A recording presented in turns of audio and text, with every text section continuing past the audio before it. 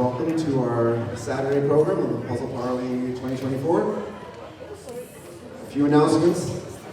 The hotel engineering staff is well aware that this room is, shall we say, not too hot, and they are working on it. So the problem is being addressed. Secondly, unfortunately, Nick Weber and Shelley Strange were additional culprits to this software bug that caused a lot of flight cancellations, and they are not going to make it. So we're going to have to adjust our schedule a little bit. Leo Vickman will be moved up to about 10 a.m. and then we will have a longer break than normal at 10:45.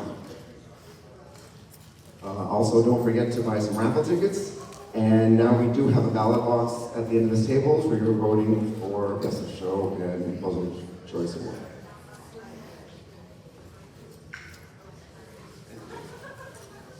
All right, Dad, come up here and explain the history of the Parley and welcome everyone to it.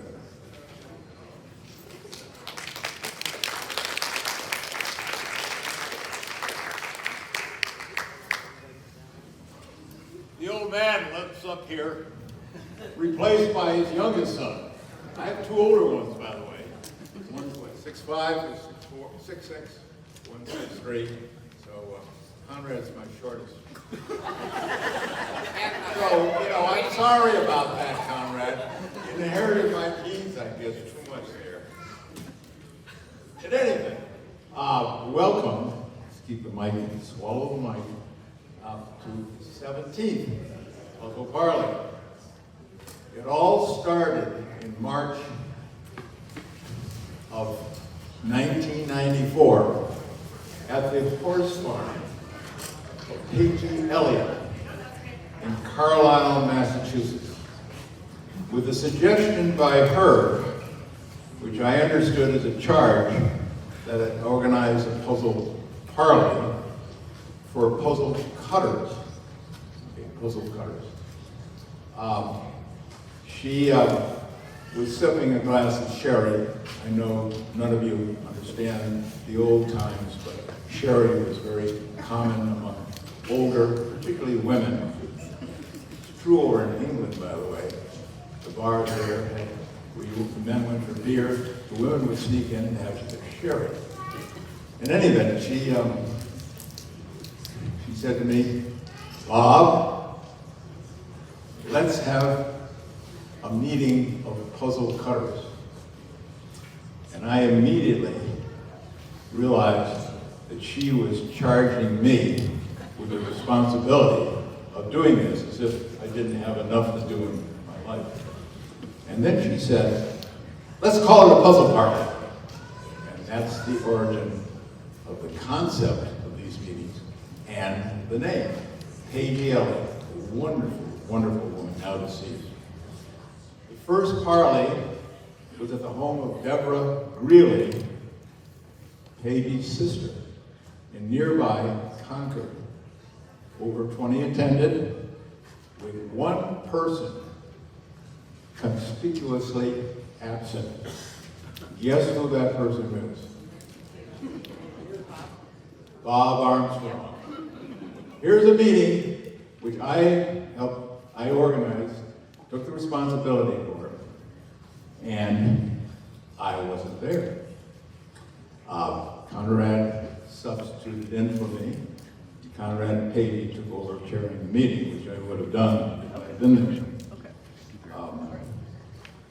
Now, very important, what happened to me was I stepped off the Beach Cliff Trail, Acadia National Park, Mount Desert Island, Maine, and fell and tumbled 70 feet down the steep, shaly slopes head over heels. Got that, everybody? I would suggest that you not take up a living doing that. In any event, wisely, because I was with a group of AMC people, Appalachian Mountain Club, they did not move me. At that point, you're in a state of shock. And you can get up, and you won't feel much pain. And I could have walked back down the trail. And the answer is, don't do it. And we didn't, and because of that, I not only am I here today, but I'm not a paraplegic. The head ranger, by the way, is a fixed rope rescue coming straight down the mountain. No trail. Ropes on either side going up, 3 men on each one, which they have to spell, 3 guys on either side of my stretcher. So it's really quite a formidable experience, right over cliffs. And I'm fully awake. So, final words from the head ranger of Acadia National Park, something like the 3rd most visited national park in the country, was, as he slammed the door to the ambulance, it's a miracle you're alive. It's a double miracle you're not a paraplegic. And those words haunted me, and in my recovery, started walking again. I decided to retire to pursue my growing love in jigsaw puzzles. Come on, Craig. This is not a tough quiz. Guess what? Now, Ann Williams had supplied a list of the puzzle cutters from across the country. That was critical. And so we were able to contact them. And she gave organization and support. Ann has been with us from the beginning. Very, very important. I would not have been able to organize these meetings without her help. About our 3rd or 4th Parley, I expanded to include puzzle collectors, restorers, assemblers, authors, speed contestants, anyone with a serious interest in jigsaw puzzles. And this weekend we will have approximately 180, is it? Give or take a few. Paid attendees, by far our largest attendance ever. Now I'm going to bridge into introducing the next speaker, who will be Ann Williams, who has played such a critical role in all this from the beginning. Ann has authored 2 books devoted to American jigsaw puzzles, countless articles as well, and delivered numerous presentations. And more importantly, she's answered the questions I receive about puzzles because of my website, which I can't answer. In other words, she knows a lot more about puzzles than me. And more importantly, she remembers it. I just forget it, right in, out. With this, I'm going to give you Ann, the one person in the American jigsaw puzzle world I truly look up to. Okay?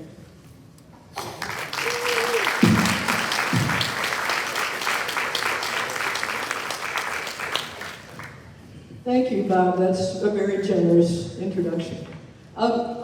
Bob's presentation reminded me that there are actually 2 words that I hear people mixing up. There's Parley, P-A-R-L-E-Y, and Parley, P-A-R-L-A-Y. And I've looked them up several times. They're closely related words. Parley means to talk in a friendly way. Parlay is what pirates used to do when they were negotiating things. It's a much less friendly word. So just wanted to clarify that. And also mention that there were a couple of collectors who snuck into that first meeting, which Conrad, the runt of the litter, ably chaired in his father's absence.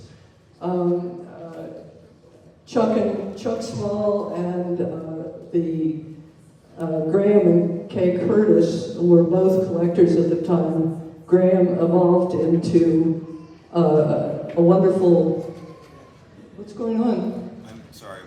Wonderful cutter.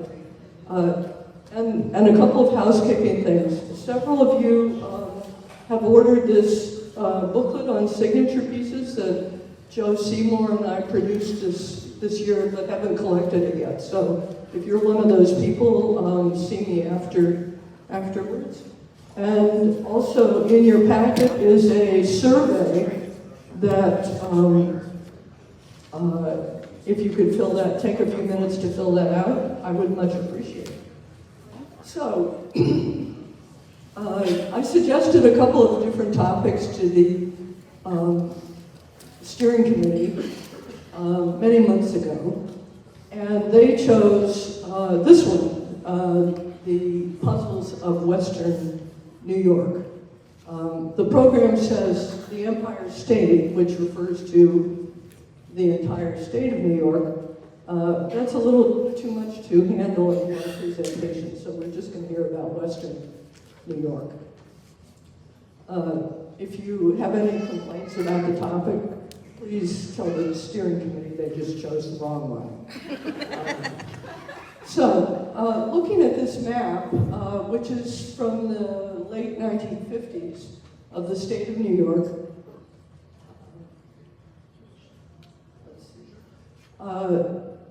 I was trying to figure out how to divide it, and I thought Old Route 11, which starts at the Pennsylvania line, goes through Binghamton, up through Syracuse, and all the way up to Watertown, would be a good dividing line. So I'll be talking about puzzles made in the west of this route, which is now essentially the same as Route I-81. Except for now, I'm going to make a small deviation to Oneida, New York, which is just a few miles east of Syracuse. And I visited Oneida in 1991. I was drawn by two things. One was Ray noise. I had a puzzle made by Ray Noyes in Oneida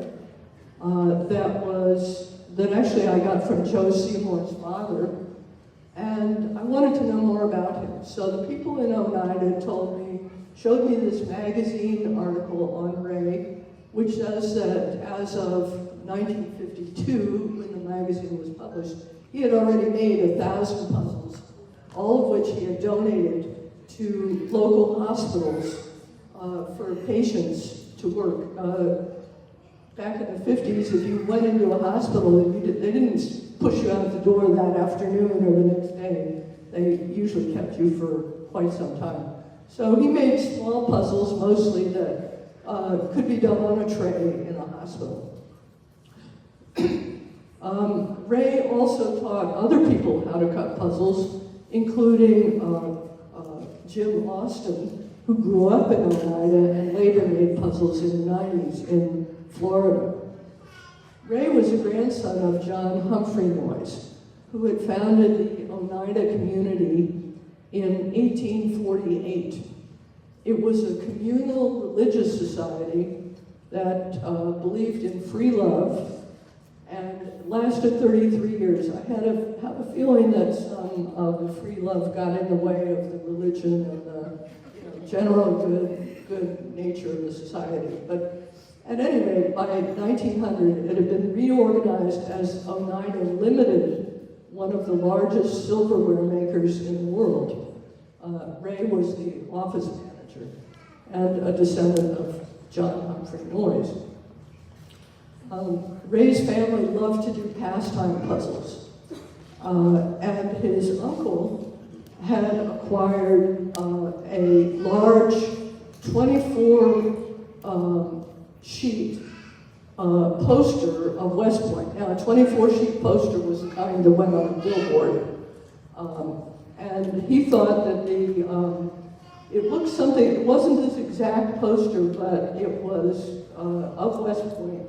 And the middle, 3 sheets here in the middle, his uncle thought would make a great puzzle. So they contacted Parker Brothers and asked could they cut it into a pastime puzzle. Parker Brothers said, absolutely not.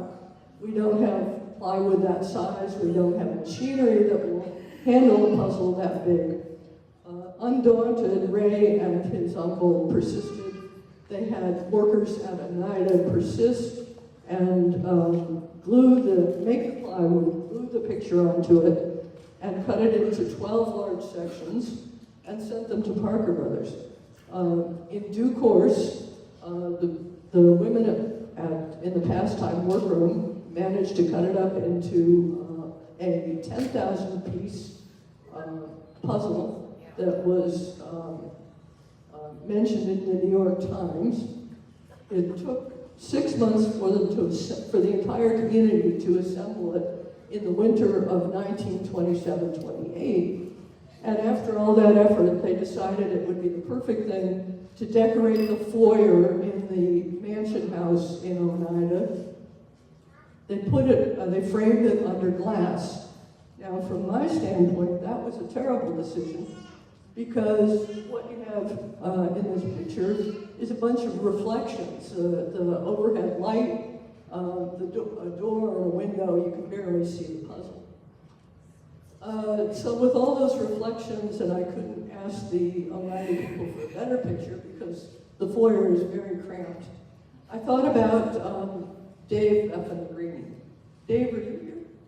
I hope he's here. Ah, yes. So Dave is the editor of the AGPI magazine, the quarterly that members get every year. And I, with some trepidation, well, he does a great job with all the pictures, but it was with some trepidation that I contacted Dave and said, Dave, is there any way you can fix this picture? Can you straighten it out and get rid of the reflections? And I shouldn't have worried. Within a week, I got back a picture which will, if you stop in Oneida on the way home, this is what you'll see. The puzzle is 5 feet high and 7 feet wide. You can see the major cuts that they made in Oneida before they sent it to Parker Brothers. I don't think you can see the detail because there's so many 10,000 pieces in here. But Dave, please take a bow.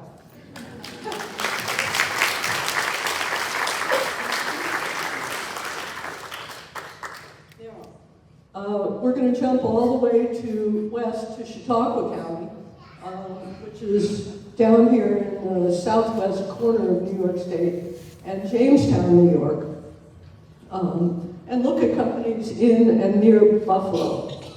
The first one I want to talk about is the Maddox Table Company. This was a big furniture company in Jamestown. It was owned by the Maddox family, and their logo was a charging ox. Burton Maddox was the son of the owner, and at the age of 14, he was written up in a 1909 newspaper article for the toy furniture that he was making. He had his own workshop. He hired other boys to help him out. He traveled with his dad to trade shows, and in the fall of 1909, according to this report, he sold 75 sets of toy furniture. Now jump forward to the 1930s and the Great Depression. Burton was all grown up, and puzzles were the craze, so he took to making jigsaw puzzles, very nicely cut puzzles, and on the back of each puzzle he had a rubber stamp with his name, Maddox, made to look like his dad's company logo. The second, this is a cardboard puzzle from 1933 for the Buffalo Bisons. The Buffalo Bisons were a double-A team in baseball's International League, and in 1933, they issued photographic cardboard puzzles for each of their players. There were about 20 players on the team, and for each player they made almost 10,000 puzzles. Each puzzle had a number on it, and if you took your assembled puzzle into the company, into the office, and it had a right number, you would get a prize. So number 9999 got a season pass to the team. Lesser numbers might get you a box seat or just a reserve seat for the next game. Very few of these puzzles survive today, and because so many of them were deposited and taken back to the office if they were completed. Ray Schalk was a catcher for the Chicago White Sox in the 20s. In the 30s, from 1932 to 1937, he was the manager of the Buffalo Bisons. And if you stop in Cooperstown, he was inducted into the Baseball Hall of Fame in 1955. Near Buffalo, in Lockport, we have the home of Tuco Puzzles. Tuco was a subsidiary of the Upson Company, and the name Tuco comes from the initials of the company, T-U-C-O. The Upson Company was founded in around 1910, and they made wallboard. They called it Upson board. It was a layered fiber board that people put on walls in their houses, sort of like people use sheetrock today. And but in the 1930s, the company ran into problems because in the Great Depression, nobody was building houses, no one was constructing any kind of buildings, and naturally, that meant all the industries connected to housing and construction were foundering, including Upson. So one day, the company president noticed one of his employees sitting at a table. Instead of working on wallboard, he was doing a jigsaw puzzle, and a light bulb went off. He said, "Well, maybe we can make jigsaw puzzles out of this, out of Upson board." And they proceeded to do that for the next roughly 50 years. These are just some photographs from the 1950s.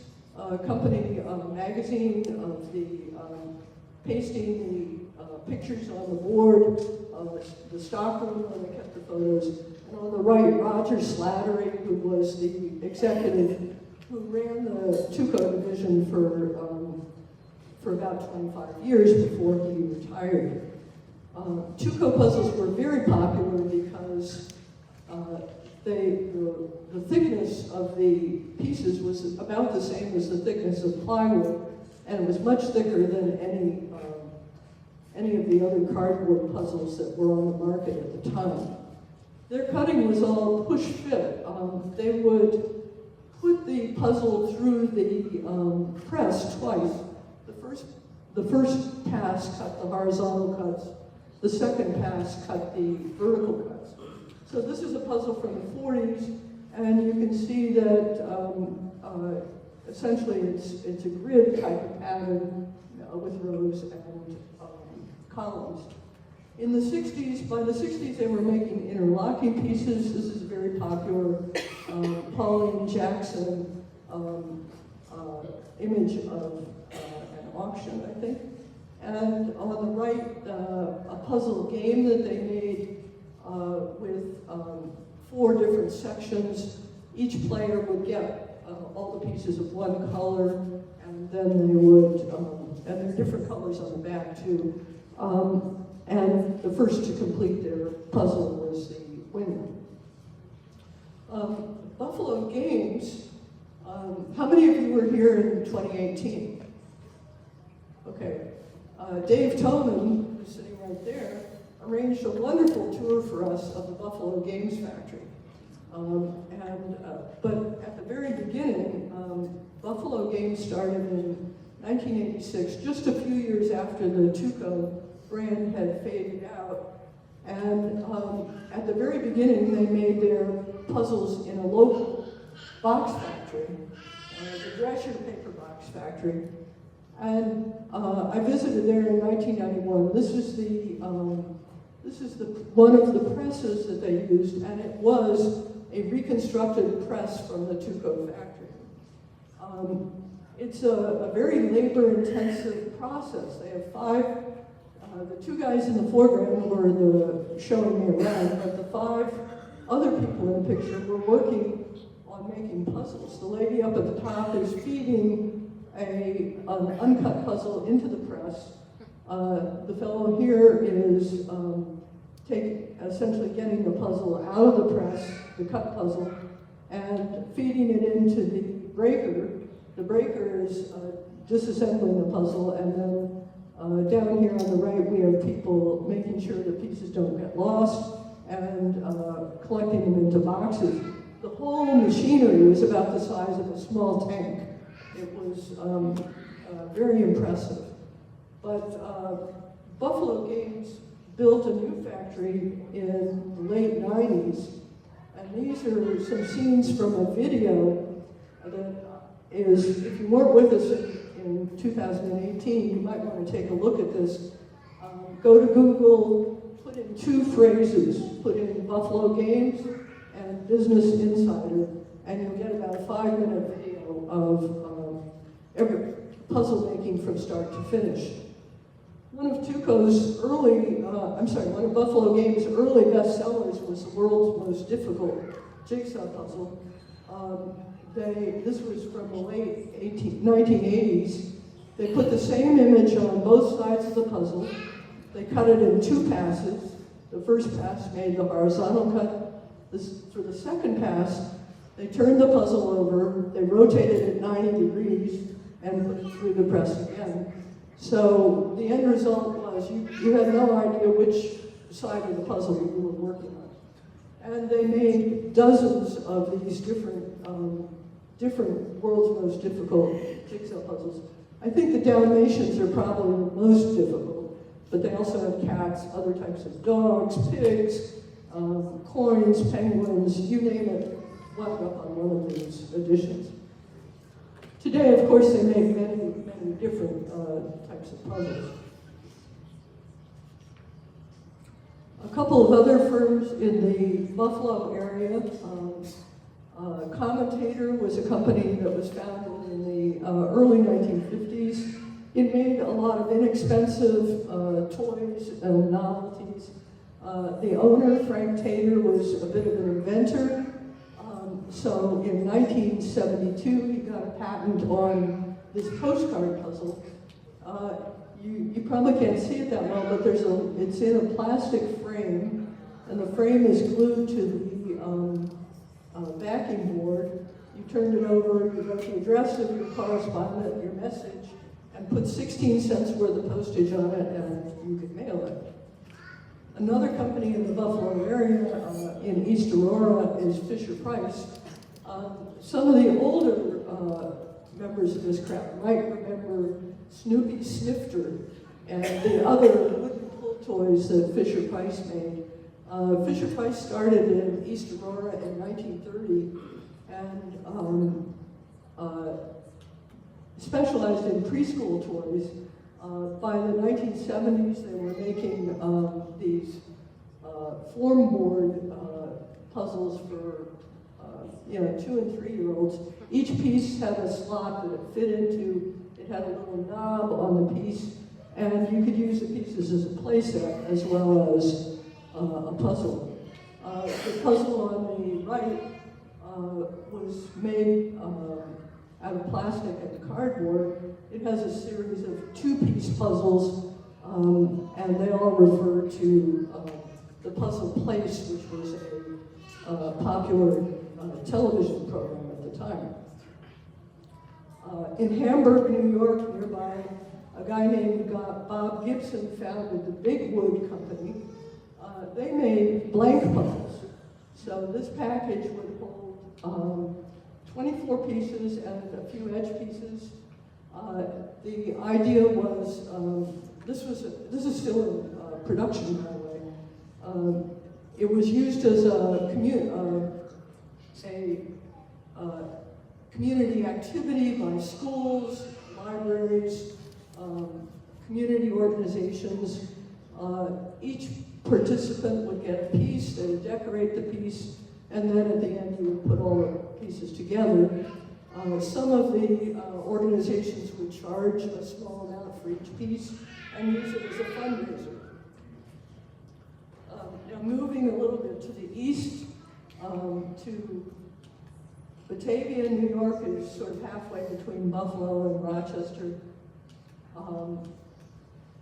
Arthur Crippen was a woodworker, a carpenter.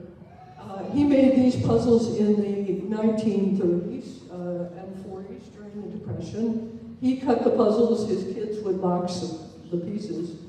And it's an unusual cut that I've never seen anywhere else, where each piece is very narrow and curved and has one knob on it. Crippen was very skilled. He rebuilt the staircase in the George Eastman House here in Rochester, also worked on the organ, and he got patents on his wooden file cabinets and started his own company. Next we have Henry Martin in Fairport, New York. Henry had cut puzzles with a treadle saw around 1910 when he was a young boy. He wound up going to Syracuse University and emerged from there as an architect just as the Great Depression was starting. And there being no market for housing, there was no jobs for architects, and he turned to making puzzles again to supplement his meager income. This is one that he made out of a collage of advertising pictures for ever-ready flashlight batteries. And you can see that every image has the beam of a flashlight illuminating part of the puzzle. And all of his figure pieces were candles. Very appropriate.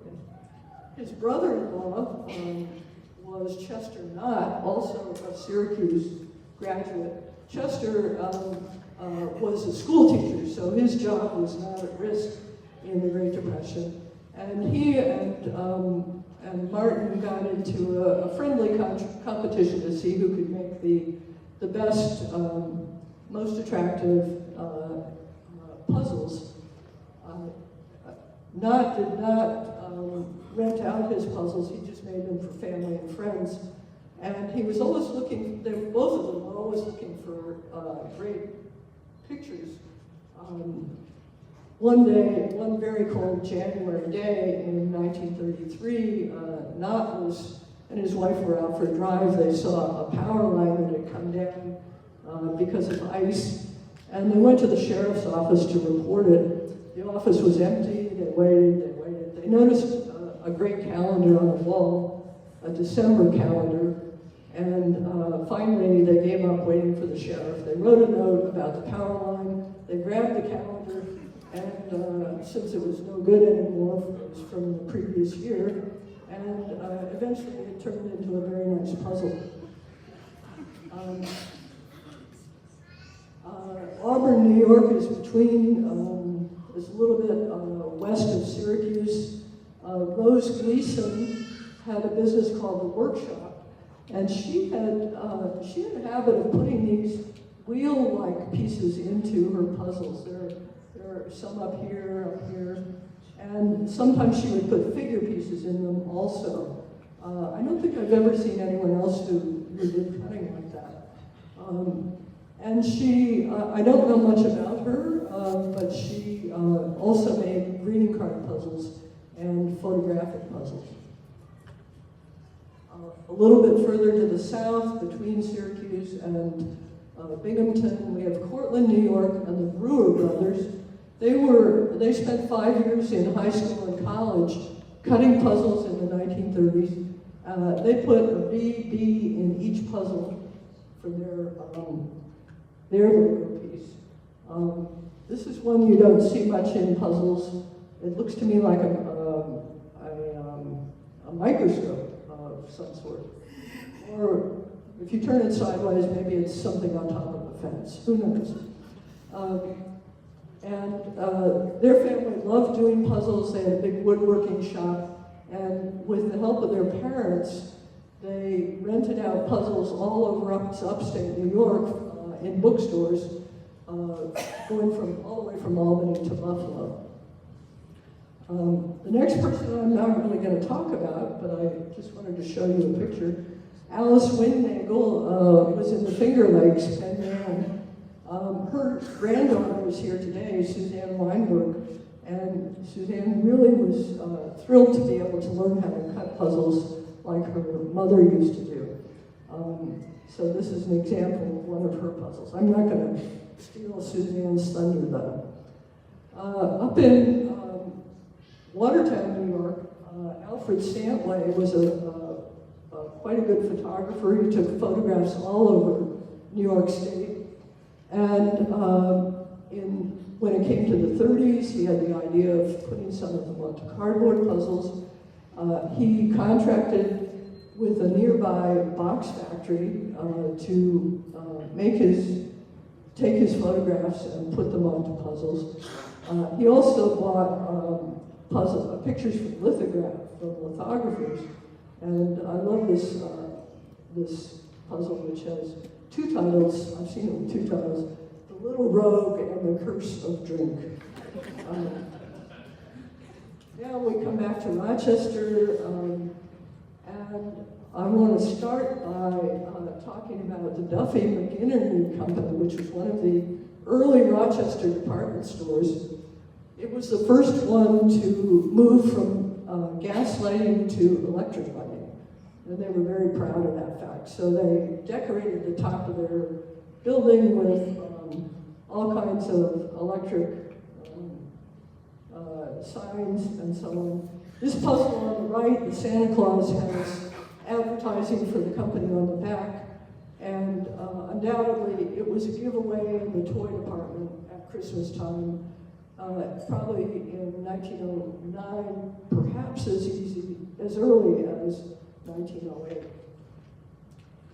A big company in Rochester in cardboard puzzles was Alderman Fairchild. They had started as a paper box factory in 1900. In the mid-20s, they got into producing toys and games and puzzles. This Ramazoo item is both a game and a puzzle. Each player got a little tray, this cardboard frame. All the pieces were placed upside down in the center of the table. You drew, when your turn came, you drew from that pile, and the first person to assemble the puzzle was the winner. In 1928, Henry Alderman and Elmer Fairchild, the owners of the company, split up. Alderman went back to box making, and Fairchild retained the All Fair name, which was on their games and puzzles at that time, and changed the company's name to E. Fairchild. And they were active in Rochester from the 30s to about 1975. In the 30s, they did a lot of subcontracting. Here we have the RCA Victor mascot, Nipper, listening to his master's voice coming out of the gramophone. I don't know if you can see it, but they made letters shaped like VICTOR that went in an arc across the top of the puzzle. You might be able to see the O right here. The box looked like a console radio. Another puzzle they made for advertisers was this one, this lovely lady, and she came assembled in a cardboard, in a paper envelope, and Fairchild would print the name of the company here in this space. So it might have been the Acme Dry Cleaning Company or a candy store, or what have you, that gave this puzzle away to its customers, and their name would be on the envelope. Here are some examples of Fairchild puzzles from the 40s. They made puzzles for both children and adults. In the 70s, they did quite a bit of innovation. The pyramid puzzle is one that this is a picture of the box. The pieces are inside, but you assemble the puzzle on top of the box. And that required that you had to have some pieces that folded over the edge of the pyramid, so they had to be hinged. Then they also made correspondence puzzles. This is invitations. You wrote, there were 8 puzzles in the package. You wrote the details of your party here. You broke up the puzzle, you put it in one of the envelopes that came in the package, and mailed it to your guests. Another manufacturer of cardboard puzzles for a much shorter time here in Rochester was the Leo Hart Company. This started in the 1930s as a printer of really fine books. They got a lot of awards for their printing. In the 40s, they started to diversify and make puzzles and other paper playthings. The America in Action series was scenes from World War II. They were very popular at the time. Puzzles, during World War II, there were no metal toys available because all the metal was collected in drives to go to production of military wear.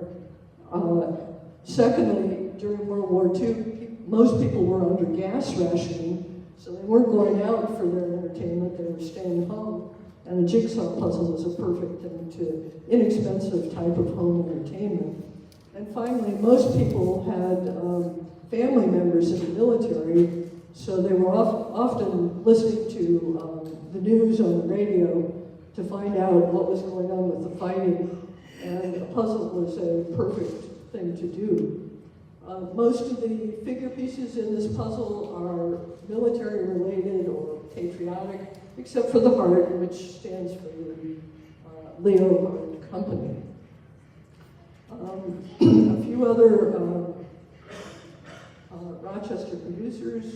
Oh, this is another, a later production by Playtime House, which was a subsidiary they set up in 1945 to make puzzles and their other paper playthings. The Wild Brothers in Rochester made puzzles for a couple of years in the 30s. They were small puzzles. They made both wooden puzzles and cardboard puzzles. This is another correspondence puzzle, get well card. You wrote your message on the back, broke it up, put it in the box that came with the puzzle, and mailed it for 1.5 cents. Quite different from what we have in postage today. Arthur Robson, now I'm going to talk about wooden puzzles made in Rochester. Arthur Robson was spent most of his career with Kodak, and but in the 30s he made puzzles. They were fine puzzles, had a few figure pieces in them down here, and he always put a hen in his puzzle and painted the back of the hen red. So this was the Red Hen puzzle brand. The Rochester Puzzle Company, owned by 2 men, Rollis Patton and Alva Strong, was active only for a couple of years in the 30s. Interestingly, Strong was a distant relative of Margaret Woodbury Strong. And when you look at this puzzle, the cutting is very similar to the cutting of the Arthur Crippen puzzle, with narrow curved pieces and one knob on each one, which makes me wonder if maybe these 2 guys were just the head office and they subcontracted out their work. Now, for many, many decades, Rochester had Kodak. And interestingly, and Margaret Woodbury Strong's husband was partners with George Eastman, the founder of Kodak. And I believe, and Nick will correct me if I'm wrong, that when Margaret Woodbury Strong died, she was the largest single holder of Kodak stock in the country. Now, fortunately, her executors thought that it would be a good idea to unload that stock in the 70s. I think that she died in the 70s, is that right, Nick? 69. So they managed to unload the Kodak stock before the company really ran into trouble. And that's part of what funds the museum. Back in the 30s, Kodak had retail stores, and not only would they process your film, but you could take a favorite negative, ask them to enlarge it, and have it cut into a jigsaw puzzle. I don't know who, I doubt that Kodak did the cutting, probably someone else did. I noticed that on the label of this puzzle is the name Hurlburt, and I looked in the 1930 census, and there was a family named Hurlburt in Rochester at that time. And so it's possible that this is Alice or her younger sister, Lorraine. Another company that made wood puzzles in Rochester was the Rochester Folk Art Guild. It was founded in the 1950s, later moved out of town, but it's still in business. They teach crafts, they have people in their community making crafts. This is what's called a cluster puzzle. It's a child's puzzle. This is the lid on the left and the puzzle on the right. You can see that this green piece is an elephant. We've got an orange giraffe here in the middle and a peacock in green on the left. So every single piece is an animal. And then later on in the 1980s, Warren Harm, another lifer at Kodak, he took a generous early retirement package from Kodak in 1983 and started his own business. He called it Aptus, which means to fit in Latin. Warren had cut puzzles with a saw for his children back in the 60s, but he wanted to find a more effective way of making jigsaw puzzles. And so he set up a shop. He was one of the, this was in his garage. He set up a water jet operation where this is one of the nozzles, but the machinery actually has 3 nozzles. He could cut 3 puzzles at a time. He made his own wooden sliding top boxes with his name on it as an advertising piece. And he very cleverly targeted a market of companies that wanted something they could sell to their customers that would promote their products. So this is a 120-piece puzzle. It's 8 by 10, 12 pieces across the horizontally, 10 pieces vertically, grid cut.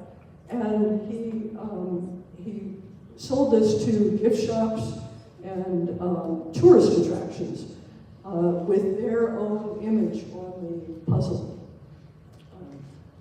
Going back, this is the predecessor of Visit Rochester. This is a puzzle he made for the Rochester Convention Association. Some of his other customers included L.L. Bean, Harvard University, the Smithsonian Institution, the Biltmore Estate, and others. He also made some small lucite puzzles out of quarter-inch lucite. I think he may have been the first to do that. This one's sort of fun. It's another cardboard puzzle. It's a kid's puzzle, a tray puzzle. Frank Horton was a congressman here in Rochester, and this puzzle says, "Re-elect Frank Horton" on it.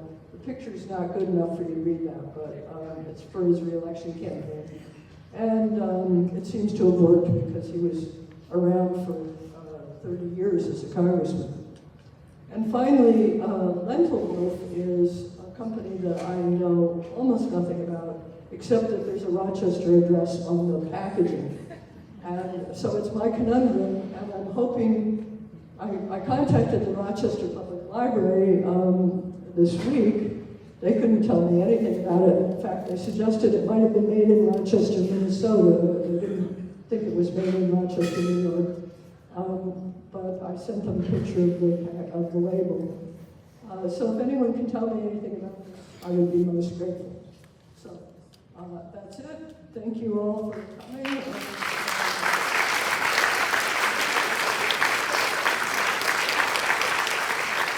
I also want to thank all the people who come here all the time.